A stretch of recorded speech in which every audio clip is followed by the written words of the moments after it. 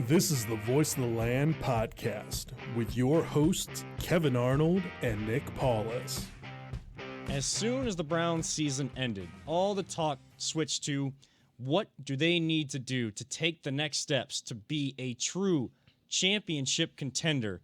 And boy, has Andrew Berry answered the call and then some, focusing on the defense. We will get into all of the Browns' offseason moves and be joined by a special guest, Matt Fontana from ESPN Cleveland, in just a little bit to talk about the Browns' offseason.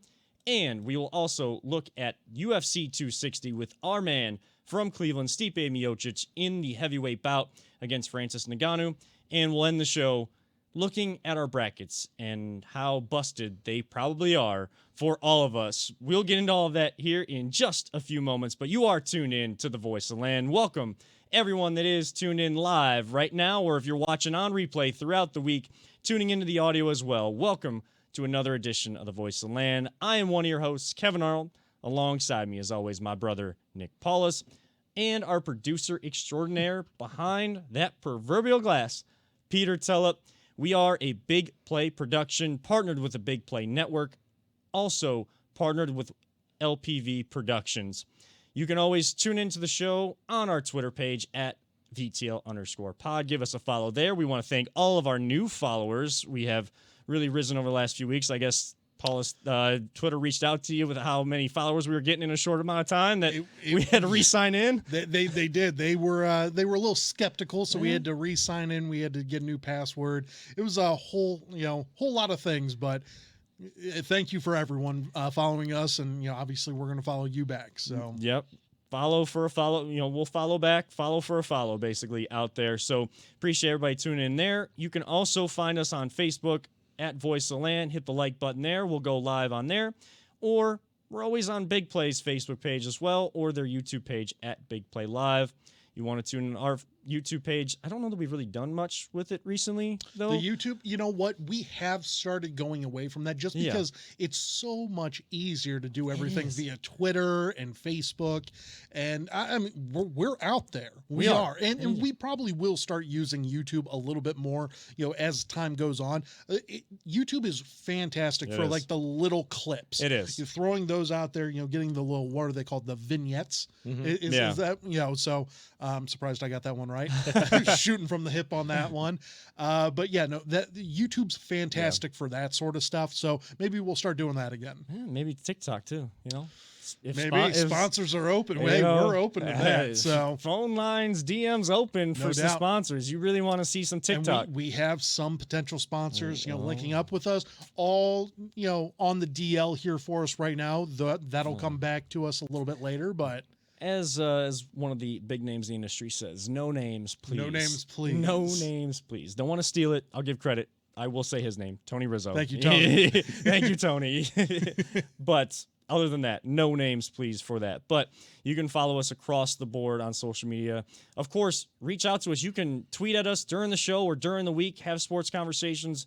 Tweet at us directly. You want to talk to Paulus at CLE_Paulus and myself at Kevin7, because I always come through when it matters most in the clutch. And, of course, with Peter Tellep, LPV Productions can be found across all social media sites. As we said, you can always tune into the basically the podcast format, the audio format of the show on all your major podcast platforms. And we would be remiss if we didn't thank our sponsor for the show, the one we can name right now, DP Construction LLC. Reach out to them for all your concrete construction needs. Reach out to them by phone, 330-217-4999. That is 330-217-4999. Reach out to Tyler LaFrada directly by email, tylerlafrada@gmail.com, or hit up their Facebook page, DP Construction LLC. Send them a message, and they'll get you a quote for all those concrete projects you have to get done around the house. And Uncle Steve will come out, get that work done, and I'm sure Tyler will make sure he gets out there. And you can see all those beautiful pictures on Facebook. Oh, Tyler will put him to work. He puts him to work. No doubt. Does Tyler put himself to work? Yeah. Tyler hops in. He hops one of his boots on. Every once in a while. I just want to make sure that people know, because I think sometimes we really iterate the fact that Uncle Steve does a lot of work. Like Uncle hands-on. Steve does. You know what? Like to be 100% real, because I used to work with Steve all the time. I was on his crew, and obviously Tyler and I, best friends growing up. So I've worked with Steve before. He is the hardest worker, pound for pound, the hardest worker in the entire world. No doubt about it. That dude, I mean, goes to bed, thinking about concrete.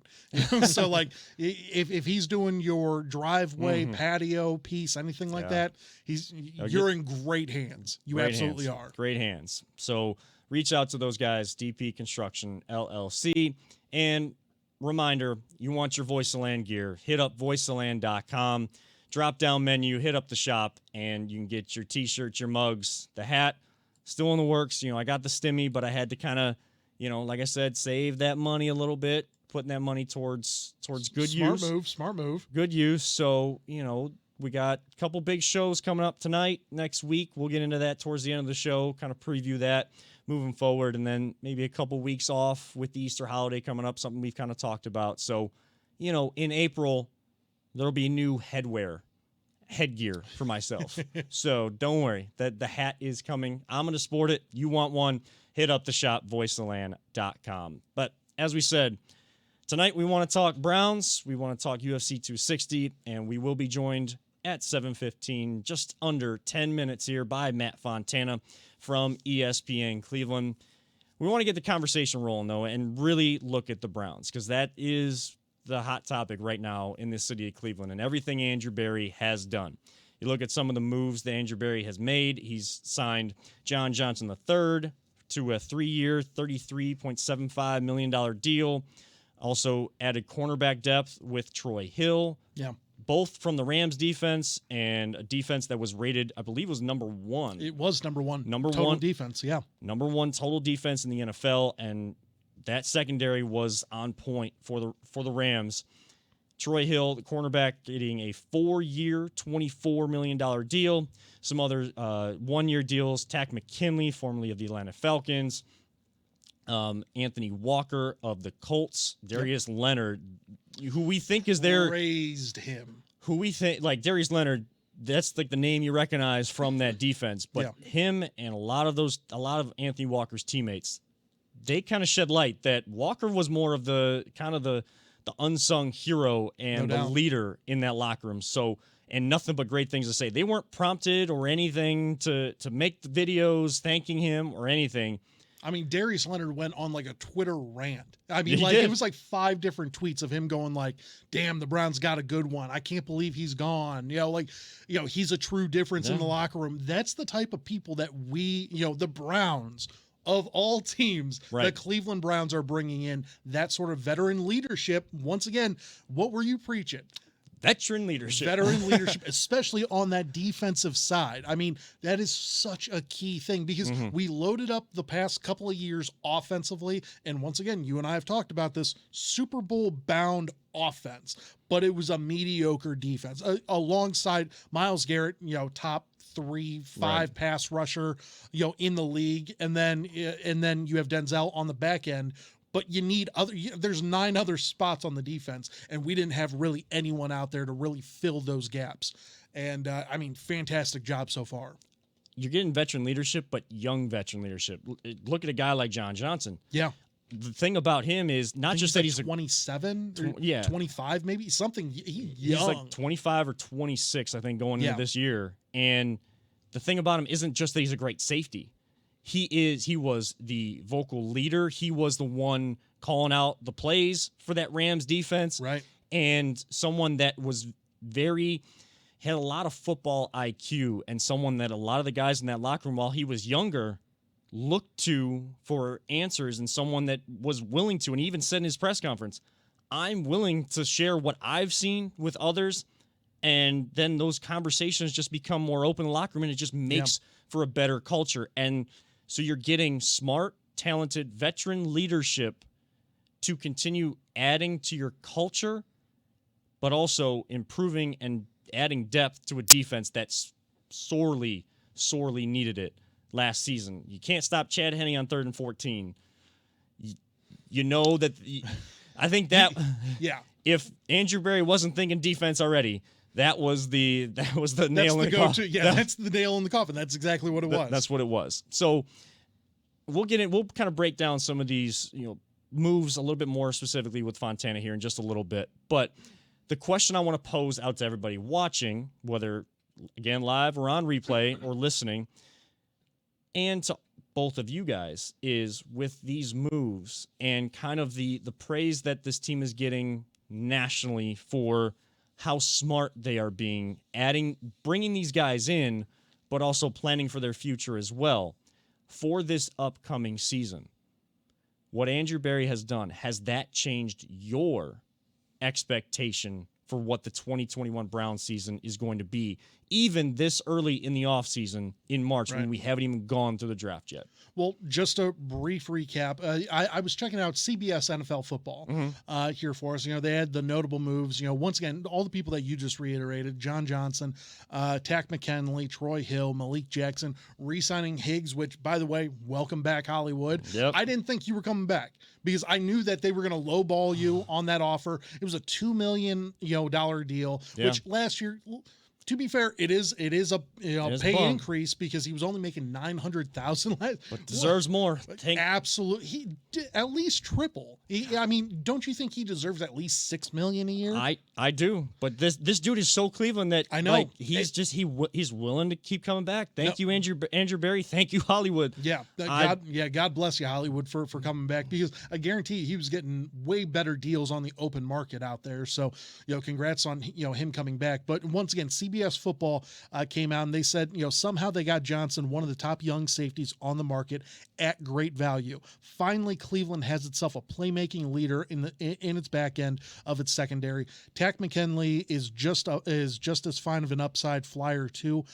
Hill helps solidify the secondary as well. They gave a grade scale. They gave us an A.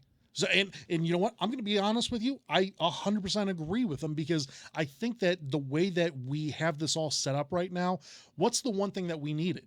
Defense, and veteran leadership, at that as well.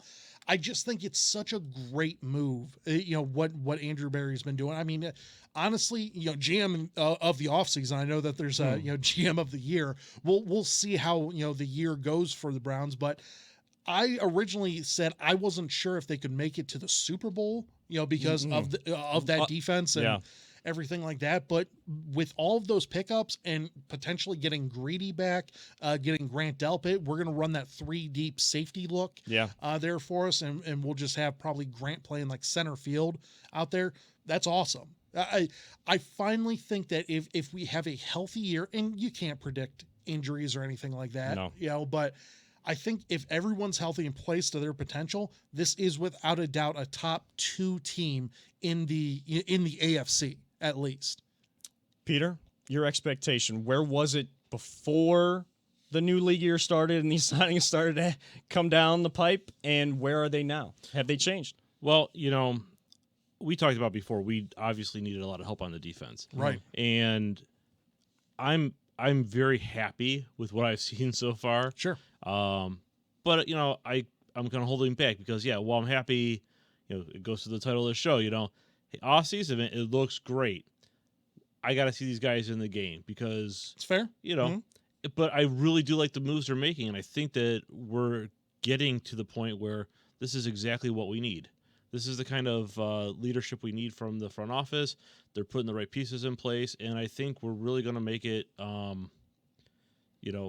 think we're really going to make a good run into the postseason next year. Yeah. And I'm crossing my fingers and trying not to get ahead of myself because it's easy. Right. Well, it's easy. It's easy to get a little too excited. So yeah, I mean that's what happened a couple years ago. That there was so much off-season hype for this team, and we kind of really bought into it. Last year we talked about how you got to prove it on the field, and I'm still there. Yeah. But the expectations have risen, and you can't just be happy with, oh, we finally made the playoffs, because that's gone. You've gotten rid of that, and it's time to move on. Yep. At this time, we do want to bring in our friend of show and mentor here, Matt Fontana, ESPN Cleveland Tonight, host of ESPN Cleveland Tonight, weeknights from 5 to 7 on ESPN Cleveland.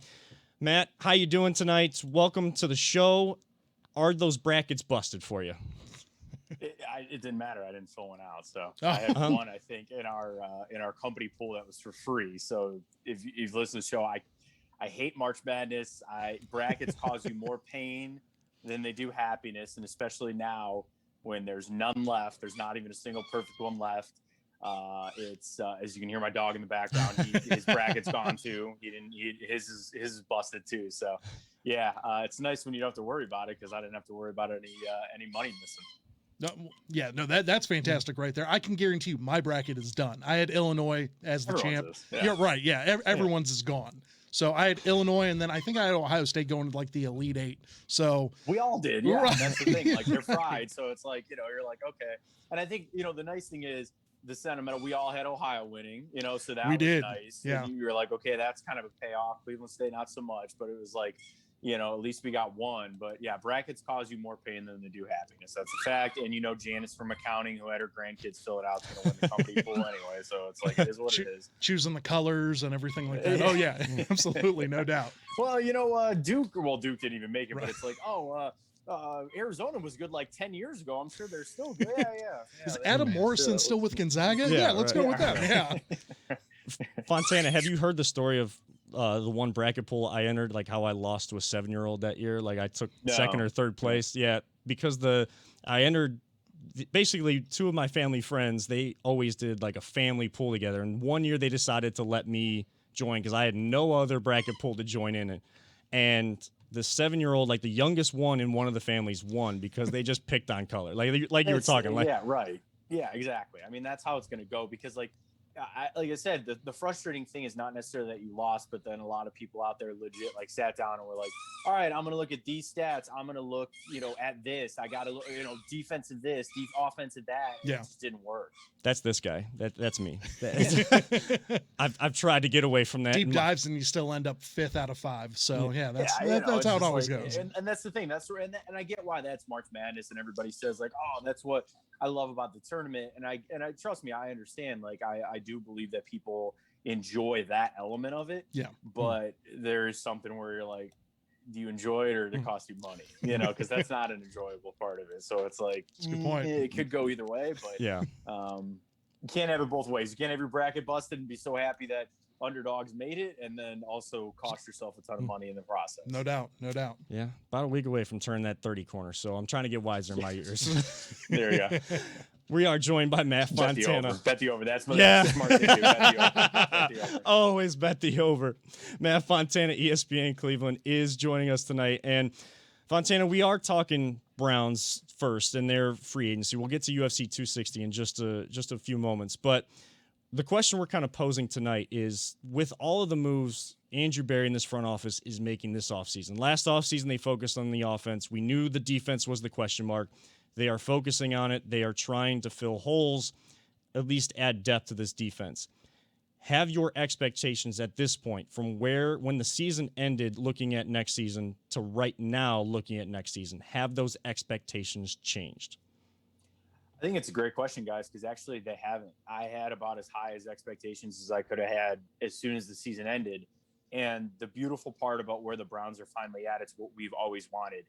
They could have rolled the footballs out the day that we lost to the Chiefs or the day the Super Bowl ended, and I would have felt good about that team going 10-6, 11-5. I know they're getting 17 games now, but I would have felt good about that team. You're finally at a point where the draft is a luxury. It's no more we have to find the savior quarterback. We've got to find this desperate need of a position. Yeah, don't get me wrong. John Johnson and Tack McKinley and the linebackers and Troy Hill, like they're going to play, big parts of that defense, and whoever we pick at 26 or whatever piece we add, it's nice because those are just like complementary pieces. Now you've got the structure of your team. You've got the corner pieces. You've got the players that you look at and you can say, these are the guys we're building around.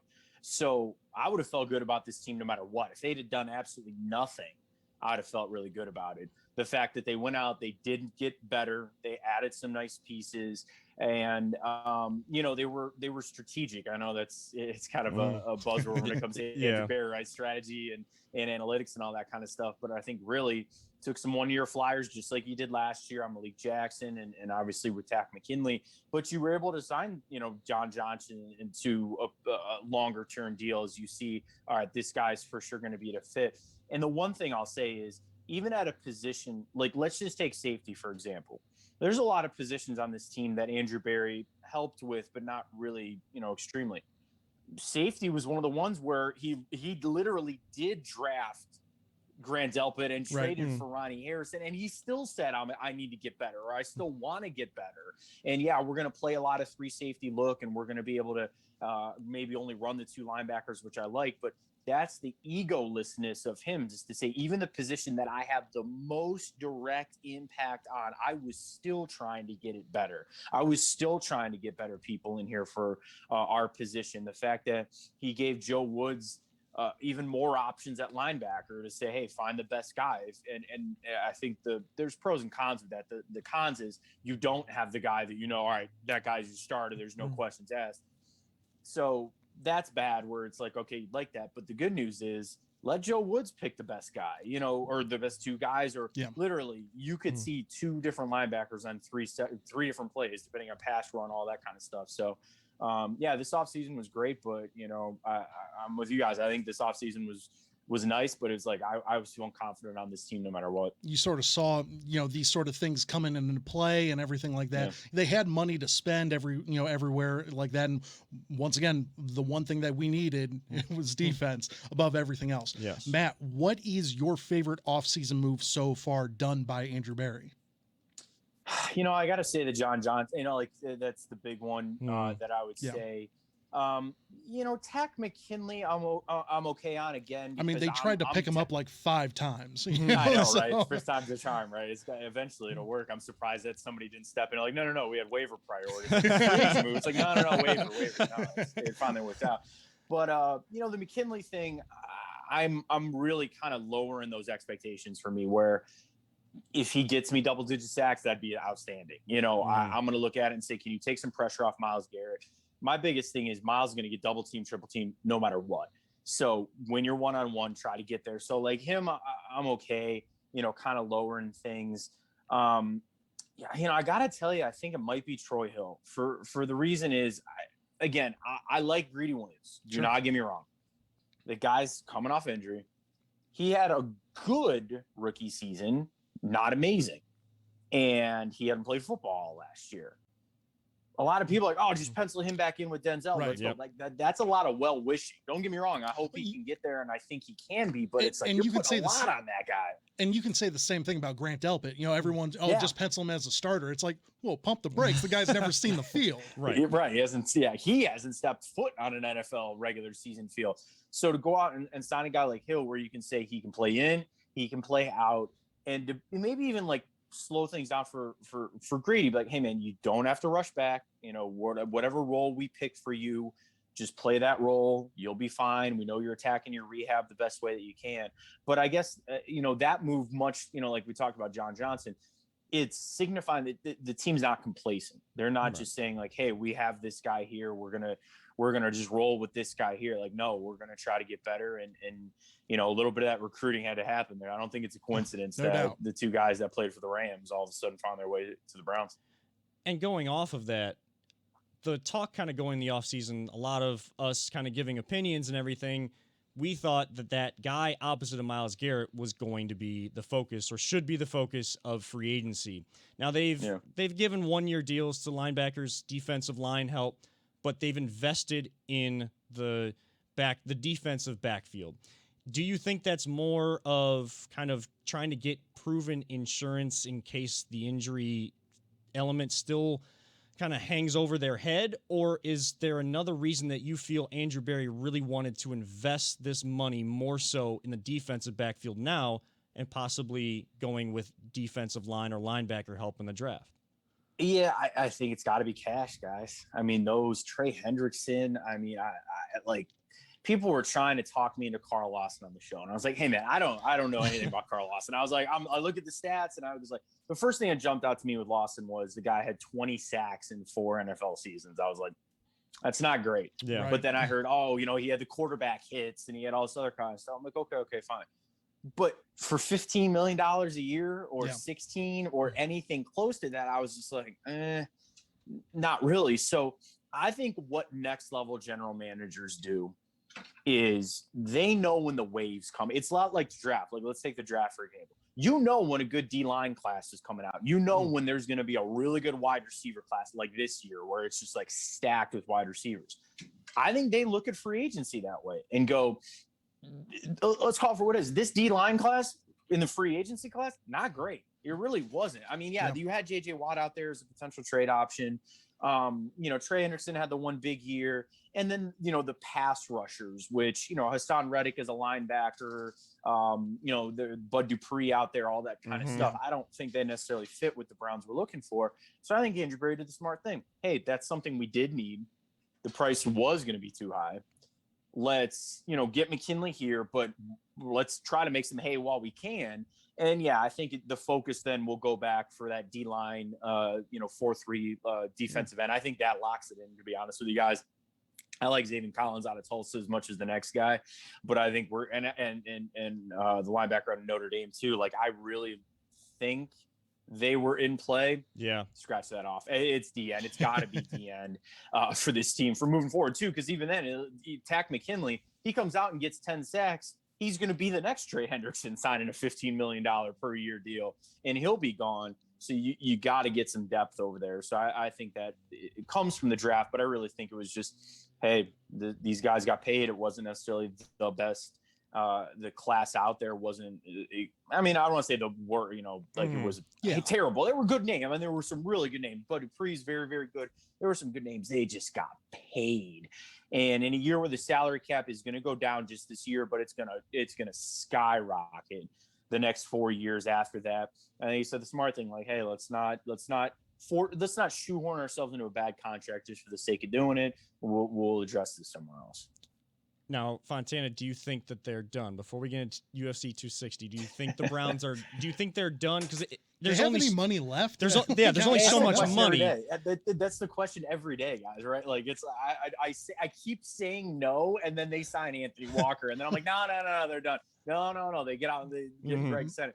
Cody Parkey. I mean, I guess Malik Jackson, right? Yeah, every day I'm like, no, they're done. I'm with you, Nick. I think they're probably out of money at this point, but you never know. So I'm gonna say no, and then I guarantee that's the lock of the century is that tomorrow they will sign a guy. Oh, no doubt. Because I just said that I'm done. Nick Chubb, 4 years, $60 million. Yeah, why not? Yeah, sure, let's do it. Yeah, it's something like that, or like I one that I don't think a lot of people are talking about is the Wyatt Teller deal. I think there's a potential for that. Yeah. And in a situation too, where I'm not trying to run Joel Bitonio out of town, but the fact is Bitonio only has he's only signed through 2022. So he's got 2 more seasons. Treader did sign that extension, but same thing. You're going to, and again, these guys are great. I'm not trying to rush them out, but you need to look to that next wave because Baker's going to be your quarterback for the next decade plus. Jedrick Wills is going to be here. Much more of that than Joel Bitonio. He's gonna, Nick Harris is probably gonna be here more than JC Treader doing that. So if they see Wyatt Teller as being as good as we all thought he was and is, that's a deal I'd sneakily kind of look at to see. And right now, guard, that's the crazy thing. I don't quote me on this, but I looked it up and I think it's something like Zach Martin is the highest paid guard out of Dallas, and he's making only 15. I was going to say, isn't Quentin Nelson? He's gonna get paid. He's going to get paid. Yeah. I want to get that contract in for White right before Quentin signs. So. Don't let Nelson set the market. Kind of give your own market to Teller.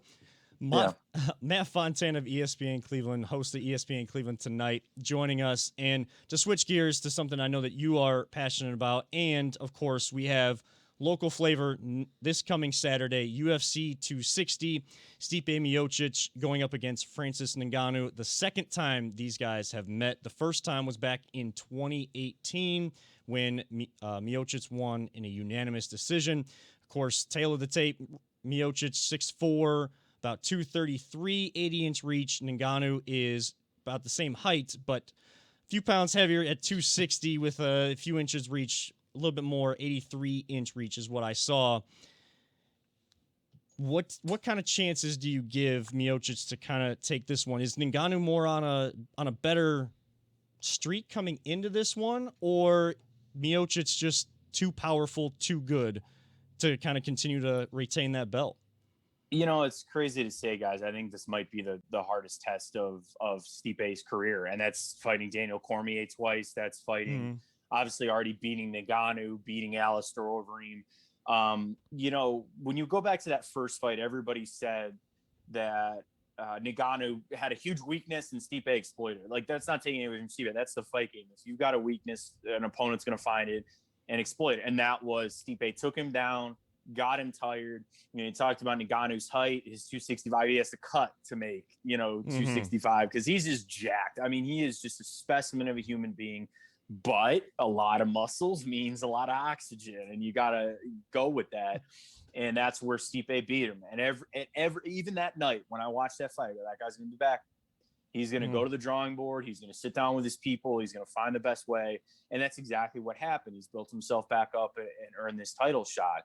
So I'm excited, I'm sure, as Stipe is to face an even better version of Francis Ngannou. It's I think probably like you guys, I don't have kids yet, but I get nervous watching him fight. It's like my friend. It's like family out there where I legit I can barely watch the fights. I'm sitting there, I'm just like, no, especially last, I'm just like, the last Cormier fight too, and he's just getting beat. I'm like, no, really, especially the second one when he was getting tagged and all of a sudden he knocks him out.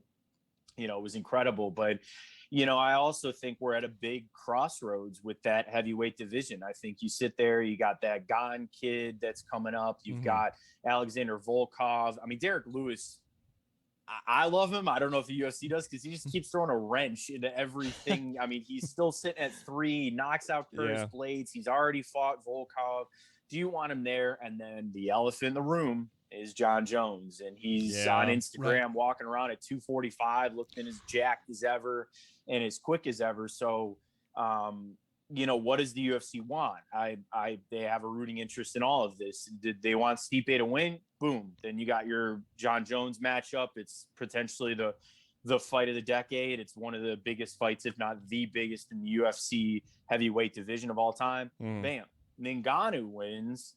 How can you give him John Jones and let Stipe not try to fight back for his belt, and especially in a trilogy match where they would have potentially each won one, but you can't keep John Jones on the sidelines. That guy moved up to heavyweight. I can almost guarantee you with a guarantee that he will fight for the title as his first one. Right. Too much money, too much stuff involved. So there's a lot that goes into it, and there's a lot on the line. And then the other thing is, how long does Stipe want to keep doing this? The guy's already established himself as the greatest heavyweight of all time.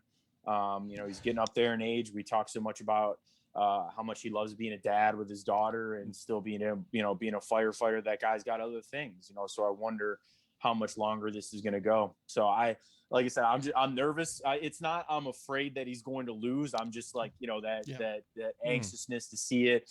I'm super bummed that the Ortega Volkanovski fight got canned because COVID, and that, honestly, like I said, I was looking forward to the Stipe fight anyway, but that on that card was money because Brian Ortega is one of my favorite fighters. I think he's going to be a champion one day. So to have that scrapped is sucks, but I'll still be locked in Saturday night, still waiting to see to Stipe getting it done. And like I said, as far as that recipe goes, it wouldn't shock me, guys, to be the complete 180. Last time he kept taking him down, wearing him out. This time wouldn't shock me if he picks him apart. Not necessarily like KOing him, but just on the outside, bam, bam, bam, hitting him, and go from there.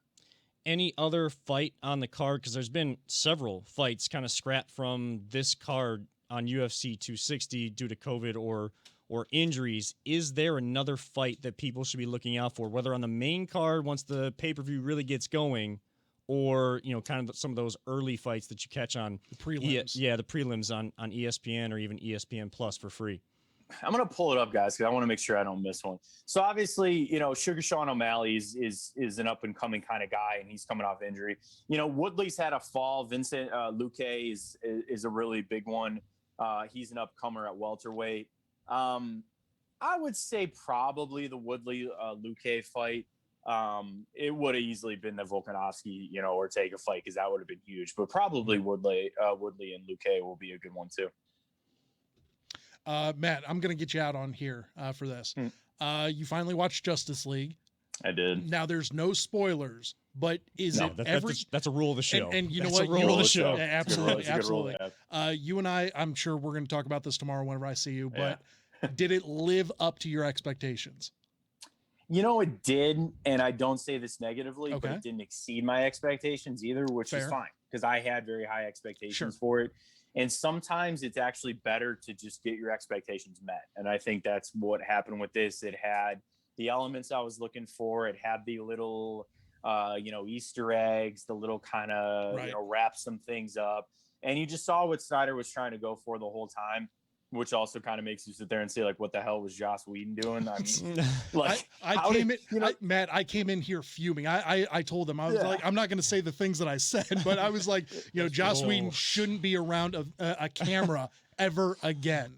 Like, never. You see like how good this was. And it was almost like you couldn't finish that. Like, you just couldn't easily take these little things and just be like, okay. Mhm. And I know, the one thing I'll say to this, and I'm sure, like I said, we'll talk about it, Nick, and I'm actually gonna have a bat pod coming up this week to talk about it. Nice. Don't let Warner Brothers escape this too, because they got their hands deep into this, and they said, no, we got to take this over, and we got to help, and all that. And there's been some things about the guy that runs Warner Brothers. People aren't happy about his direction and creative differences and all that kind of stuff. So, blame Joss Whedon, but we can also put a lot of blame on Warner Brothers. But hey, we got it. It's finally here. And now the countdown is on to Godzilla and Kong, which is what? I can't wait. 10 days away. Yeah, no, I thought it was coming out this week. No? I thought the 31st. I could be wrong. I think it's the 28th. I think it comes out. Huh? Yeah. Even So better. hey, I mean, even better. honestly, all for it. I can't wait for that. Who do you got in that one?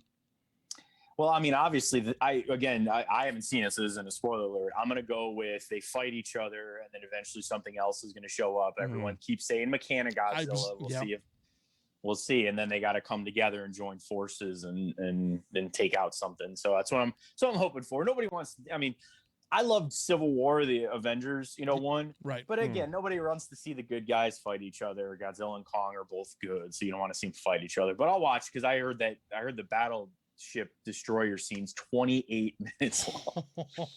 Just duking it out for 28 minutes for a half an hour. I'm in for that. I'm all about Kong with the battle axe that he has, in the trailer. Yeah.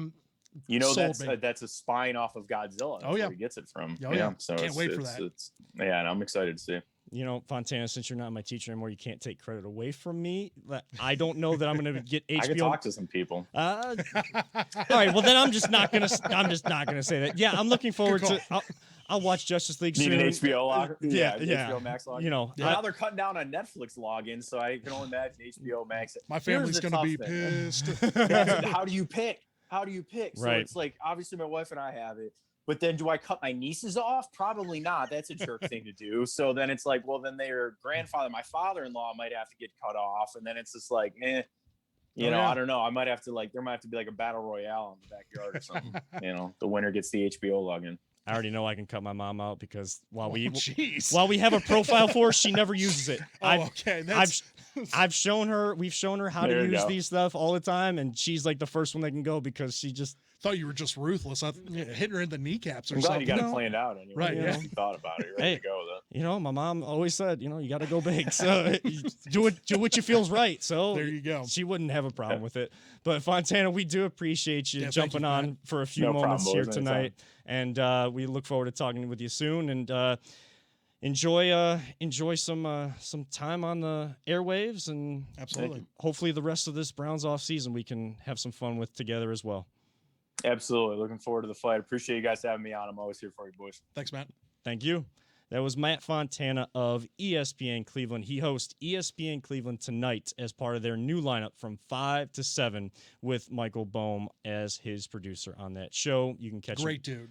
He great dude. Yeah, he fantastic. Really is. Like I said, I was going to say he was your teacher. He was at OMS. The only fun question I could have asked, but I didn't really want people to kind of get a behind the scenes. Like, how was I as a student, Matt? Like, let them know. Like, how I think you did the right call by not doing that. Maybe because knowing Fontana like I do, he would avoid the truth and really make me. He would really kind of. put me in the Put you in the grinder. There you go. Yeah. So, but a lot of good stuff with him there, and you gotta looking at the UFC 260 stuff with Stipe. We know that hometown boy. He's a big Browns fan. He's all about the area, Northeast Ohio. I liked how you called him the flavor of the town, which he absolutely is. I mean, he's the go-to dude. He is. And it's just, that's what, at least in this area, there are diehard UFC fans like Fontana. You and I kind of, we watch when we can. I'm starting to get into it a little bit. I have ESPN Plus, so, whenever it comes out on a Friday, Saturday nights, Kelly and I typically watch it, a little bit of it, then the main card starts, and then you got to pay the $65, pandemic time, boys. But we do have the stimmy, so maybe I can contact on that one. I'm definitely watching it this coming up week. Yes, no doubt in my mind. I'm definitely catching Stipe. The $65 is worth it for Stipe. But 100%. Yeah. I mean, one interesting point that Fontana brought up though is Stipe was able to wear down Ngannou, and being so built as he is, he said it best.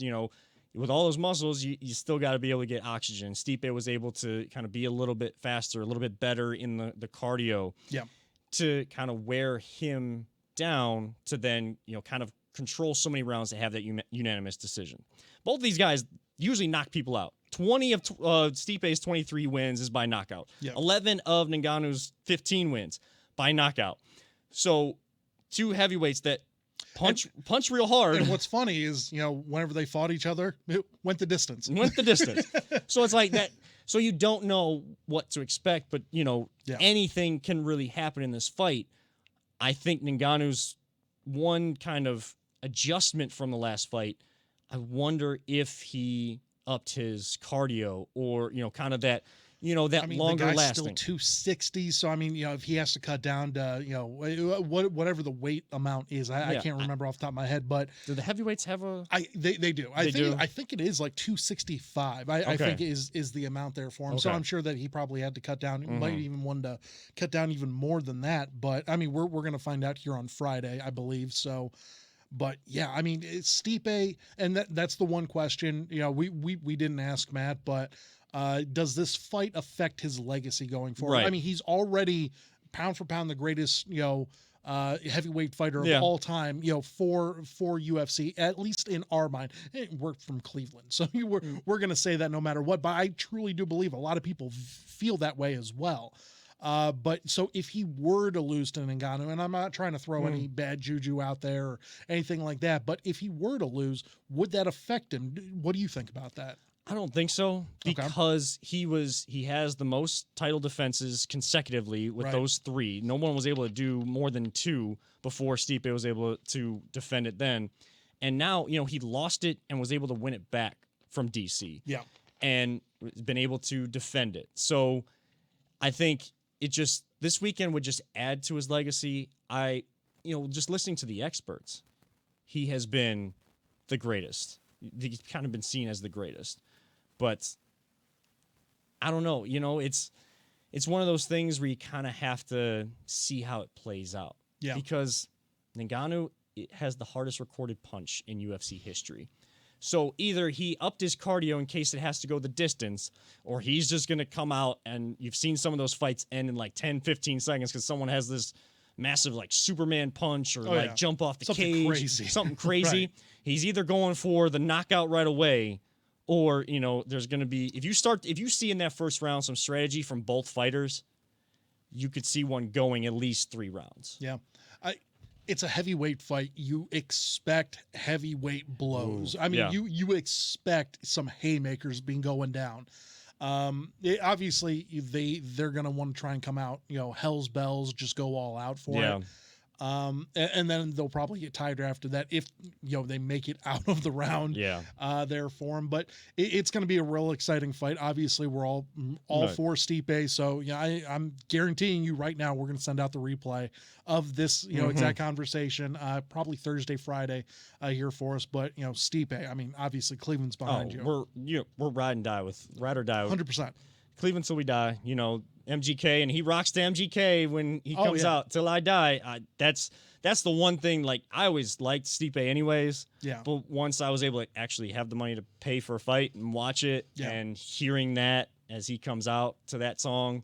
Then he fights with Miles. Yeah. But he gets us. He is Cleveland. He is Cleveland. Yep. He's from here. He bleeds here, and he gives back to here. And yeah, the UFC hasn't found a way to market him. Yeah, he's not this guy that's going to be on the mic or anything. Yeah. But he goes out there, professional, does his job, retains belts, gets wins, knocks people out, and it is going to be a heck of a fight. No matter what happens, we will always support you, Stipe, and good luck this weekend out there in Vegas at UFC 260. Kind of switching gears here. You know, we did talk Browns a little bit. Before we do switch gears, any kind of notes or kind of little tidbits that Fontana gave us there that you think kind of maybe change your perspective on what you've seen in free agency already? Because Fontana is one of those guys. He's in the pro football focus. He's got the analytical side. He's got the football side. Yeah. He's one of those like minds that like unsung minds football wise that people need to listen more to. Any little Fontana knows what he's talking about. Does. He really does, and he's in with the people that know what they're talking about as well. And not just at the station, but all over. Right. I do like the fact that Matt's mindset, you know, even with all these free agent ads, hasn't changed his perspective of this Cleveland Browns team. Right. Going forward, he already knows, you know, we're going to be a playoff contender, you know, hopefully, you know, winning the division. That's like the number one thing that the Browns really need to focus on. You win that division, then you get the home playoff game. COVID is starting to go away. It's starting to decrease. Yeah. Hopefully that opens up the opportunity of having home playoff games, 50% capacity, full capacity. You know, one can dream there for us. But I think that, you know, him saying that his mindset hasn't changed sort of puts a little bit into my mind, because I've always thought, you know, we were one of the, you know, top contenders along with KC in the AFC. We're not the only team making moves. You know, like there's other guys out there that are doing a solid job at re-signing their free agents and getting free agents to come to them. Chris Oldak, Paw, you know, producer of the Really Big Show and Paw and Wild Colt, you know, host of that. He was saying about the Patriots. Now, Mike Rizzo and I, we gave him a lot of crap for that. And Chris, I'm sorry, you know, if you're listening here for us, I know that we gave you a lot of crap for that. But the Patriots have made some moves. They were 7-9 last year with terrible quarterback play. Right. Cam Newton just wasn't himself. And I honestly don't think that he's ever going to be himself again. But they've been making moves. So you see them, you see the Dolphins are a young up and coming team. They're going to do better. Carson Wentz is now with the Colts. I don't think Carson Wentz is God's greatest gift to earth, you know, like everyone thought he was in Philly a couple of years ago, but he is with the offensive coordinator, Frank Wright, who's now the head coach with the Colts. You could see them make a turnaround, you know, Darius Leonard-led defense. So there's a lot of other teams, not just KC and the Browns, who I think are great, but, you know, Buffalo was there. You know, if Josh Allen, you know, has more of a Josh Allen type day, maybe it's different, but. Yeah. And the title of our show today kind of says it all. The Browns have always been off-season darlings. They all but it never seems to have that football-focused purpose. Yeah. This team was, when Andrew Berry and Paul DePodesta got back together, everybody thought like, oh, we're going back to analytics. Analytics. That's the trigger word here in Cleveland. That and process. Yeah. Those are like those two words. Those are the words. Those are the words. And I'm sure I just triggered a lot of people by even just saying them. And people are flipping over chairs right now, flipping tables. It's like WWE cage cage match. But like I got to go home and watch some WWE because WrestleMania is coming up. I may have to. Oh, is it? I may have to give us a little preview the week we come back, because I think the week we're planning to come back, that's like the second day. They're going back to 2 days again, like they did last year. Yeah. Trying to have fans there, but not having too many, but giving enough fans a chance to be there. So, and since the card's so long and I always went to like 1 or 2 p.m. or 1 a.m., like, well, I never got sleep that night. That was ridiculous. So I'm glad they went to 2 nights. But for the Browns, you know, everybody thought it was going to be analytics. Yeah. But they've found a way to marry analytics with football moves, football focus. And that is the most important piece. Just like they want to marry the run with the pass, as Coach Stefanski says they have been able to marry so far analytics with football focus and having success on the field. And I guess if I were to answer the question, have my expectations changed? I'm glad Fontana said his haven't, because mine haven't. My expectations for this team, it's not, I won't say it's Super Bowl or bust. Right. But it's, you better be on the cusp, if not at least in that game. So you're saying can I be free to say that Super Bowl contender? Super Bowl contender Okay. is my expectation. It was before, and it is now, because I expected Andrew Berry to focus on the defense and make the moves. Now, maybe he's done more than I thought he would. Maybe and I think that's fair. I think we all agree with that. Fair to say he exceeded expectations, but it's what you come to expect in Andrew Berry. And maybe not every move is going to be great, and there's going to be sometimes that you can be critical of it. Sure. But he's done enough to trust him. I just want everybody to remember, even though you trust someone, you can still question some of their moves. You can still kind of have those conversations, work that all out, and try to. It's going to be difficult for Browns fans, and it's going to be difficult for me. I'm telling you right now. So I'm basically talking to myself into this camera right now. Temper the excitement. Make sure that while this offseason, all they really can do is talk and make moves. Like we said last year, the focus is going to be, don't just talk about it, be about it. 100% with you right there.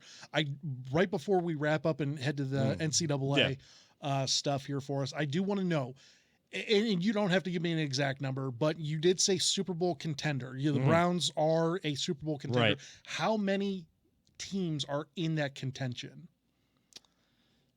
And we don't have to go through the entire league, but do you think like top 6, top 8? Thinking, I was going to say 5 or 6. Okay. Yeah, I would say top 6, honestly. So like Tampa Bay, KC, Buffalo, Green Bay. Would you put the Rams there? I mean, they just lost 2 of their. I mean, we snagged a couple of their starters on defense. You take pieces away, defense. and who knows what Stafford's going to be able to do. Like, as good of a quarterback as he is, he's towards the tail end of his career. They're investing everything in Matt Stafford, kind of one-off, get us there over these next 2 years. And they're still of the paying contract. like $25 million to Jared Goff to play in Detroit. That's ridiculous, and that's the reason why they couldn't afford John Johnson or Troy Hill. That's the reason right there. Right. So, but I may extend that to like top 8 because you still got to talk about the Ravens. AFC was North say, is a juggernaut in itself. I know a lot of people say, well, if you make the playoffs, you're a Super Bowl contender. I get that. But like Chicago made the playoffs. Right. Do you view them as no, they just lucked in. They were what we thought they were. Exactly. They lucked themselves into it because the NFC, let's just be honest, was a crap show last year. I want to say worse, but we're on here. So it's another rule of the show. That is a rule. But so let's hop into the NCAA, which is brackets have been busted and we're 3 days into it. So we still got another day of the second round. It's just before I get into what we need to about the NCAA brackets, kind of picking teams and things like that, I wanted, on a serious note, just for a brief moment, I want to address 2 things. First off, the people going into the direct messages, the DMs of E.J. Liddell or any player or any public figure that you look up to, that you say you look up to, or that you say you root for, and to not either support them or tweet out your thoughts in a general sense, like, oh my gosh, I'm upset that Buckeyes lost. How can you not hit your free throws? You're the best in the Big Ten. Coach Holtman, what are you doing? Why aren't you putting these guys in better situations? CJ Walker, why are you going 0 of 7 towards the end of the game? But you go into one person or certain people's direct messages, and you take it to the extreme of death threats and more. And I'm not going to get into what was said because it is disgusting. It is deplorable. That is the terrible side of social media. I always say, and this is the reason I wanted to address this. I always say at the end of the show, don't let anyone ever tell you it's just a game. There's a reason I say that. It's because my family always said it's just a game, because I always was upset if my team lost. So I was really excited if my team won. Sure. Because sports means a lot to me. There's other people that are passionate about other things, art, dance, finance, whatever, something that you get very passionate about that matters a lot in life. But there's one thing that sports does not matter more than, and that is life. These guys, the reason why sports means a lot to me, it means a lot more to guys like EJ Liddell. He's trying to make a life out of basketball or use that platform to go into something else he's passionate about, just like all those other athletes. On the men's, women's side, doesn't matter. All the coaches, they are in it for more than just your entertainment. Yes, at the end of the day, it is entertainment.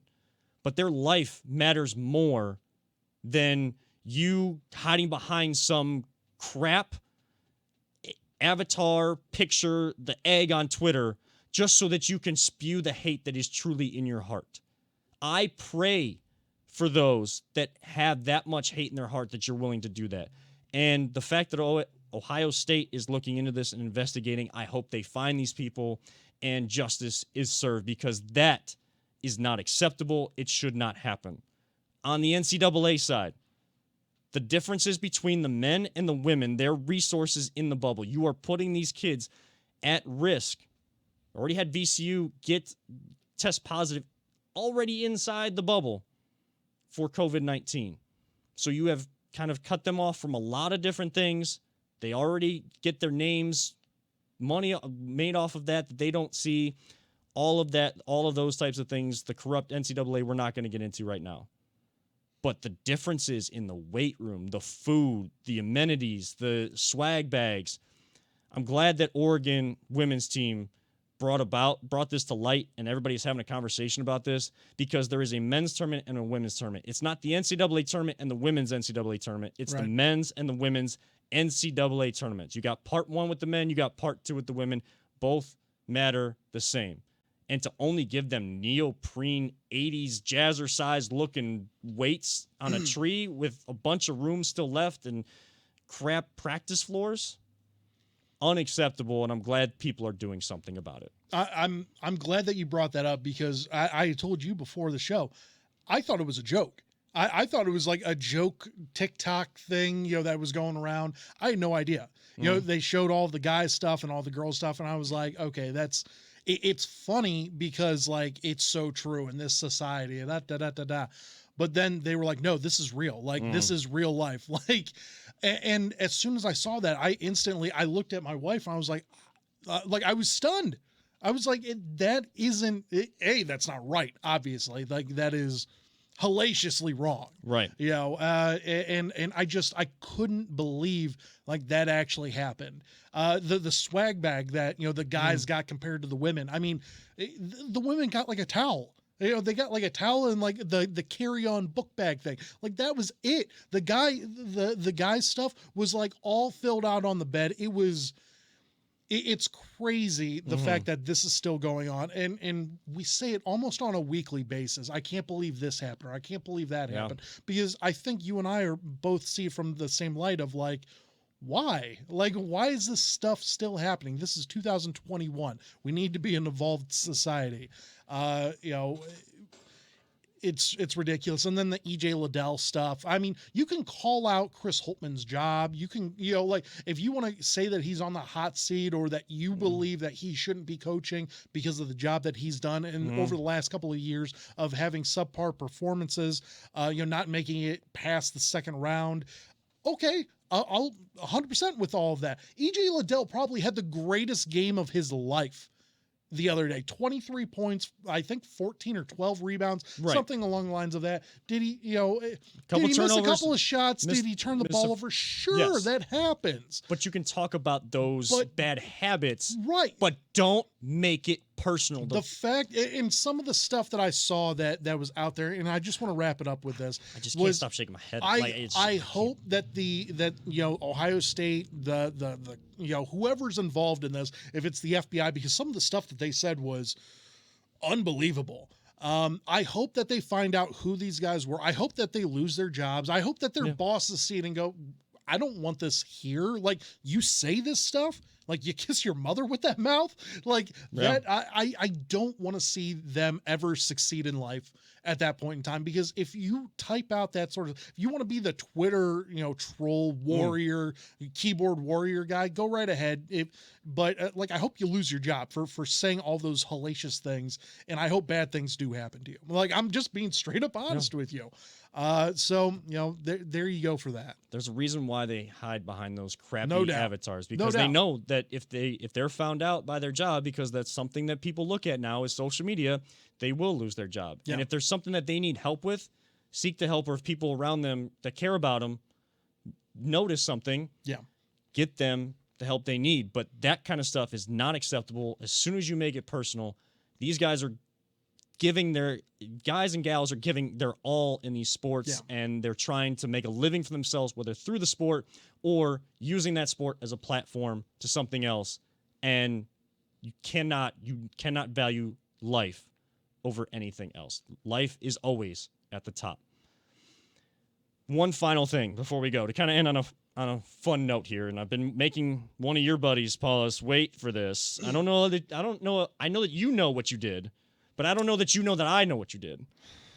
So your buddy Mark hit me up in DMs. We're talking about DMs. This is kind of a fun way to do it.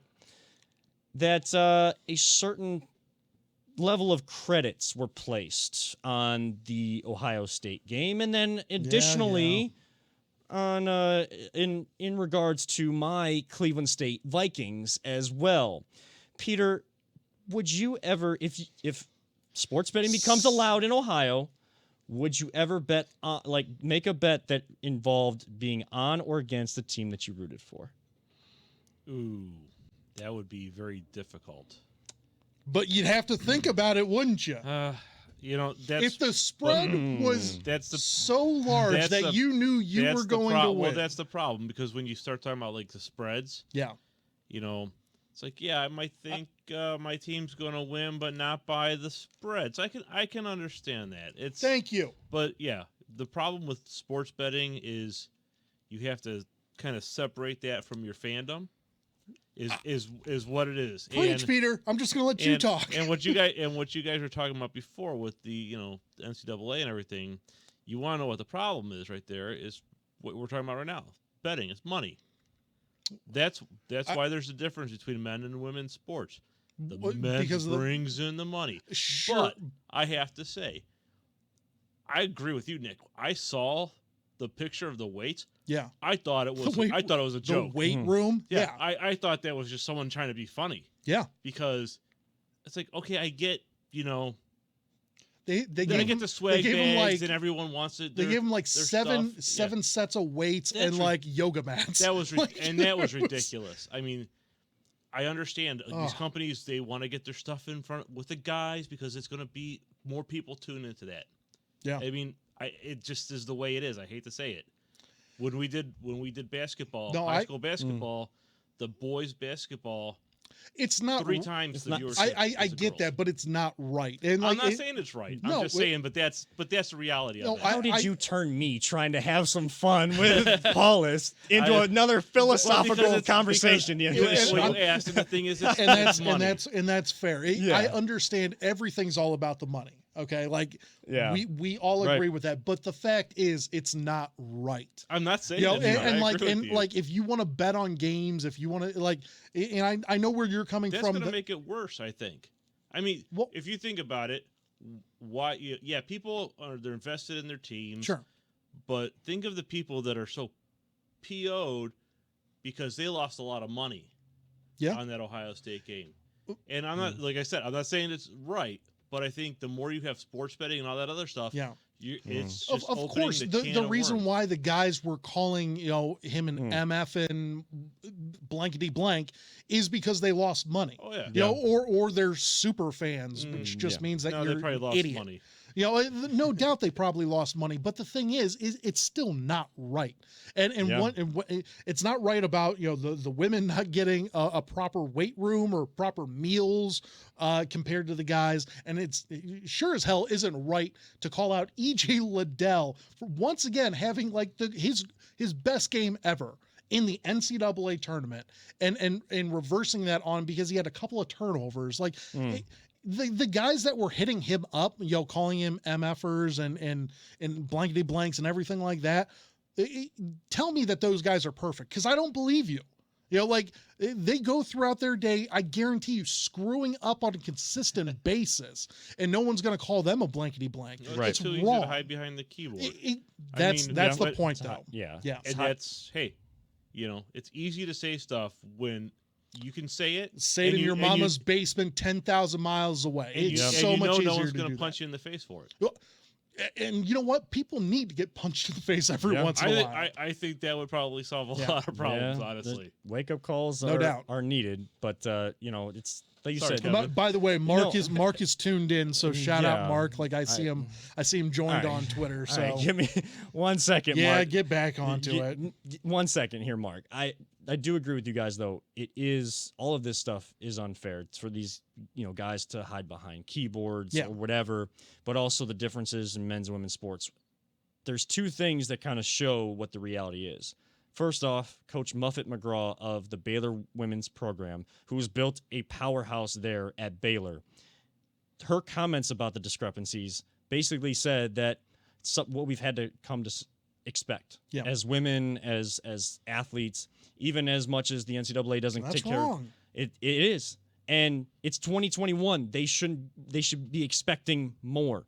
Everyone should be able to expect more and more opportunities because they work as hard for it, if not harder, and they should be able to expect it. The other one is, you look at the soccer program here in the U.S.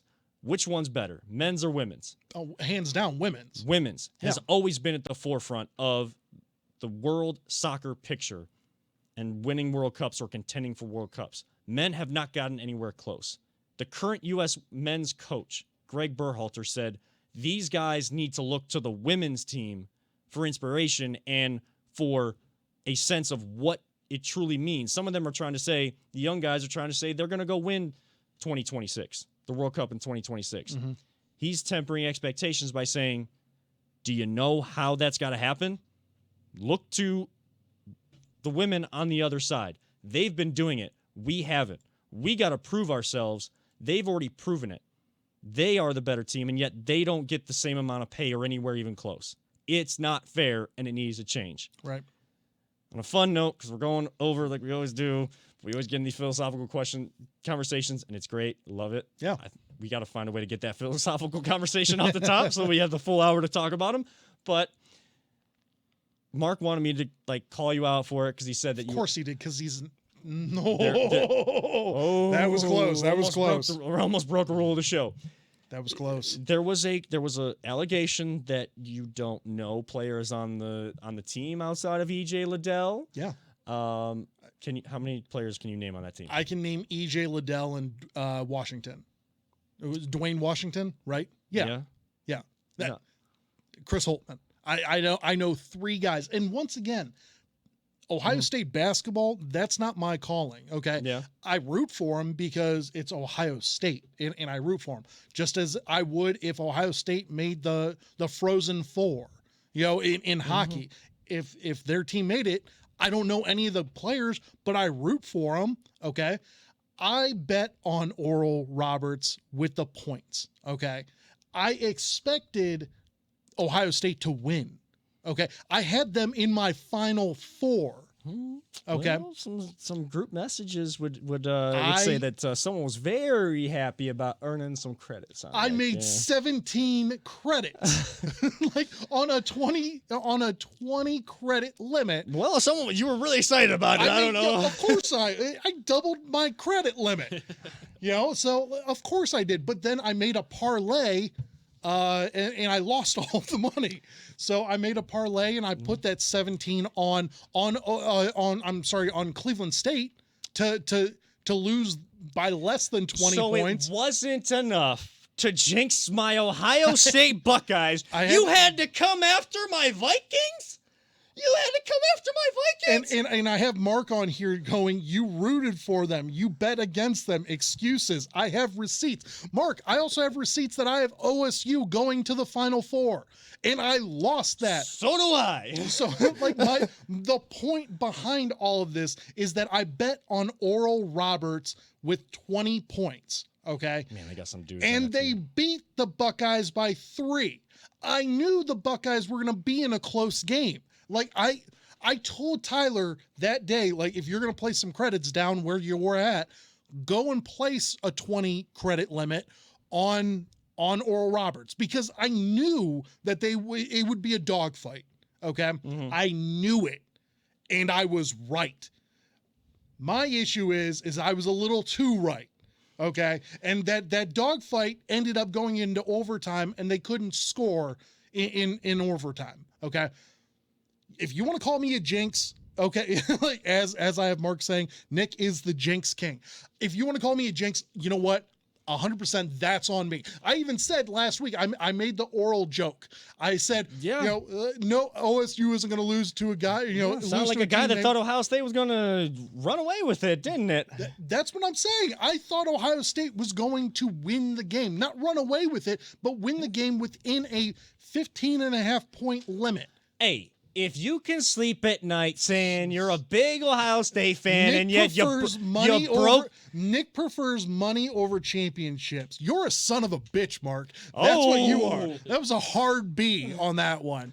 You know what? Like, know what else is a bitch? Karma. So it came back at you, and you lost your money. Well played. And you know what? If we're going with those words, my whole point is that I voted that, I had Ohio State going to my Final Four. My bracket's busted. I had Illinois winning it all. I had Ohio State losing to Illinois in the Final Four. Guess what? That side of the bracket, done. Like, I've already lost money, credits to Mark. Yeah. So it doesn't even matter. You know what? Like, I didn't come away with anything, Mark. You're acting like I bet my house and mortgage on this game. I threw a $20 or 20 credit limit on everything. So why don't we just calm down with all these accusations? Next time he'll be betting against the Browns in the Super Bowl. Screw you. That would never happen.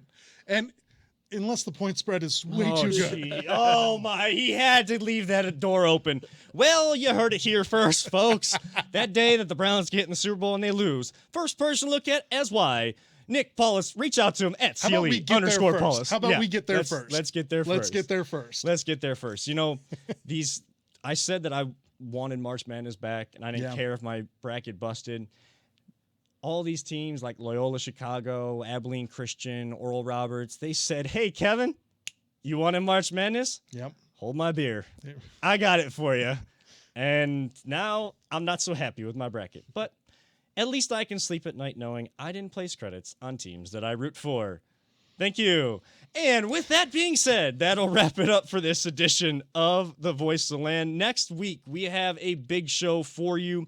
May not be as long as a show, but we do have a quick preview. Going to be a quick preview of Major League Baseball's opening day, and a very special guest from the Cleveland Indians will join us. Who?